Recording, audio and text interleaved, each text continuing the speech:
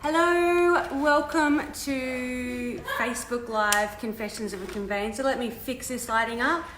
So I'm a little bit early today for Wednesdays. As you know, I normally am at 8 p.m. But tonight I'm off to a work function with my good friends at Steen Nichols. See you tonight at your movie night. So we'll be at the movies tonight with my friends down at Steen Nichols Real Estate Agents. So I won't be able to jump on at 8 o'clock. So we're jumping on now. And since I never do my lives during business hours, I thought it'd be fun if I did it out in what I call the engine room, where all the girls are working. And you can't really see, you can see two of their workstations, and then we've got a few more workstations on the side where all the staff sit. And thanks, Kelsey.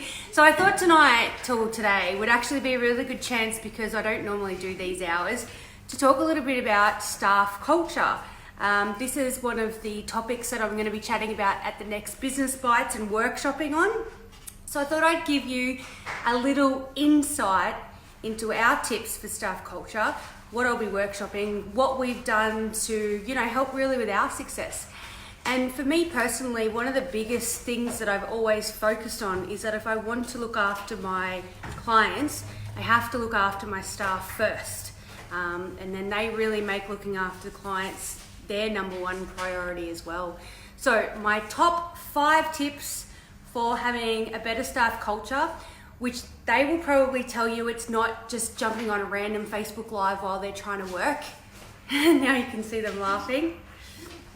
And if you want more, feel free to come along to the Business Bites, but this is it.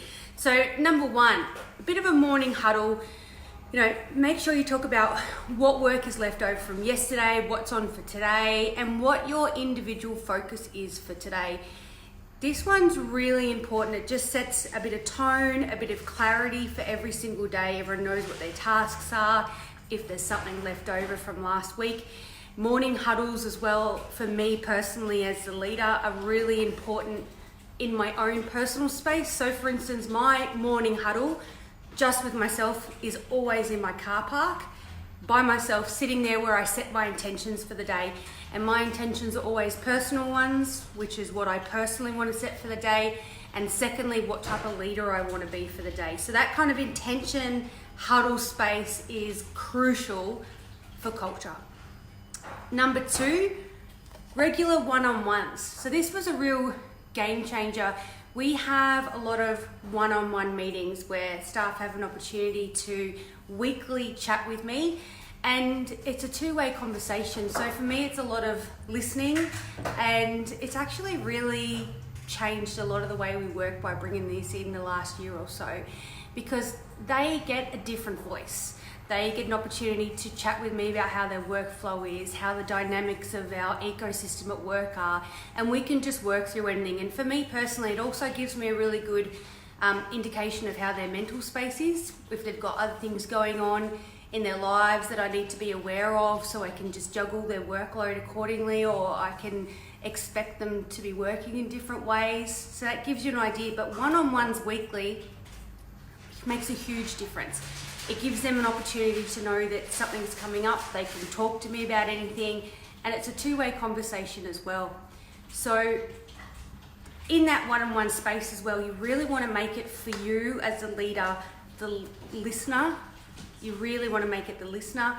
And for the staff members, they know what's coming up, so it gives them a tool to be able to have that kind of non-judgment, really caring conversation. And as your leader, it actually really builds up that trust as well, that they know that's coming up. Number 3 top tips is personality profiling.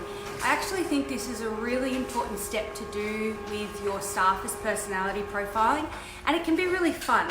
So the personality profiling that we do is around deep sea creatures. So we have sharks, whales, sea urchins, and dolphins, and that's all. And it's not just about identifying what characteristics one staff member has, but it's also about so that they can understand why one of their other team members might react in a certain way, or how they can communicate with another team member, and that will help them act as well. So for example, sea urchins are people that are really focused on facts and figures, and they like to see evidence, and they like to think about a decision before they leap into it. And so when you're communicating with someone like that, you can understand why they would react a certain way that they did. And if you came at them talking like a shark, they're not going to communicate. So that kind of personality profiling, it's really fun, but it also just gives you an opportunity to understand each other a little bit differently and understand why someone ticks a little bit differently to someone else, okay? If you want to do that personality profiling, send me an email. I've got it all ready to go. It's really fun. Number 4 for better staff culture is probably my favorite, is that you really need to understand people's currency. So what that means is you need to understand what makes them tick, what makes them happy, what they come to work for, how they like their gratitude.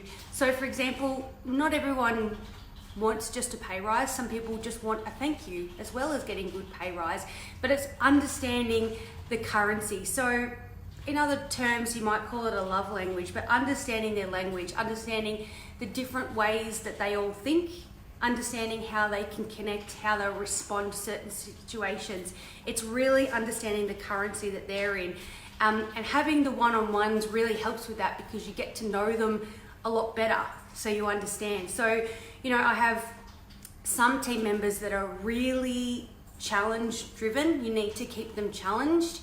You need to give them more work, because then they really keep performing at a peak level. Some other members can lack self-confidence in that space sometimes, so it's explaining to them without throwing them in the deep end why you're taking that decision, and then seeing them, they understand that currency and then they'll do it that way. Other team members are perfectionists and they can beat themselves up about being a perfectionist, but explaining to them that it's actually a really good personality trait, because it means that you care about your work. So it's understanding their currency and conversing with them in a way that they understand and that they can connect and relate to. That one's really important, and it really ties in with those one-on-ones. And my last top 5 tip for having amazing culture in the office is based around uniqueness. Now, everybody knows I've got a very strong passion for personal branding, and I teach a lot about that. But it's also about allowing your staff to have their uniqueness as well. So for me, that means, and this is not for everyone, but for me, that means I would never ask my staff to wear a uniform, because I really feel like they can express themselves and that they can be who they are.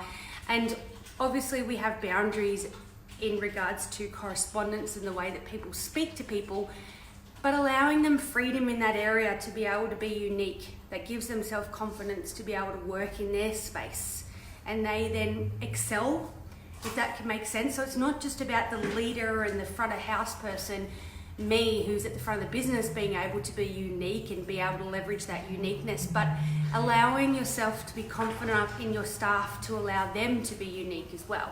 So that's it. That's my top 5 tips for culture, and it was just a bit of fun doing it out the back today. This is what we call the engine room. So we have one half of the office that is open plan, where all the girls work, and the other half of the office is where my office is and I see clients with reception. So because I had to do it a little bit early today, I thought it'd be a bit fun to do it over here.